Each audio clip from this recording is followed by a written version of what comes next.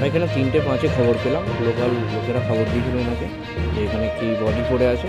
আমরা তৎক্ষণাৎ থানায় জানালাম, থানা থেকে পুলিশ এখানে এলো, আসার পরে বডি উদ্ধার করে নিয়ে এলো। তার সাথে একটি সাইকেল, দুটো আপনার কোদালের বাঁট, আর এদিকে হচ্ছে আপনার একটা গামছা পাওয়া গেছে। কত বয়স? বয়স আনুমানিক 35-36 এরকম হবে। যে কীভাবে মারল তারা?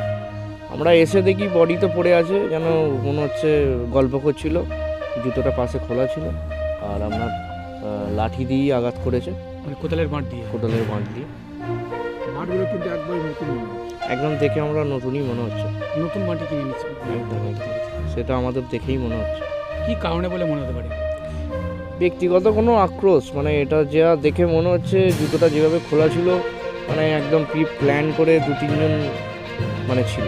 হত্যাকারী কি ডেকে নিয়ে এসছে মনে হচ্ছে? একদম, সাইকেলটা ওইদিকে দূরে ছিল, সাইকেলটা সামনে আনা যাবে না বলেই মনে হচ্ছে যতদূর সম্ভব এখানে সাইকেলটা রেখে এখানে এসছে। চেনে নেন?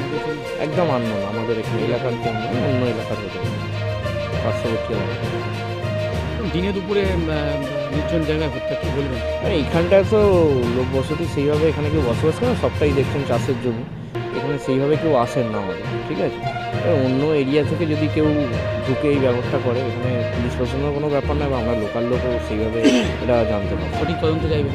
হ্যাঁ, সঠিক তদন্ত হোক, যারা এইসব করেছে তাদের জন্য শাস্তি হয়, আমরা চাইব। অয়ন দাস, দক্ষিণ জাপদ্দা গ্রাম পঞ্চায়েতের সদস্য।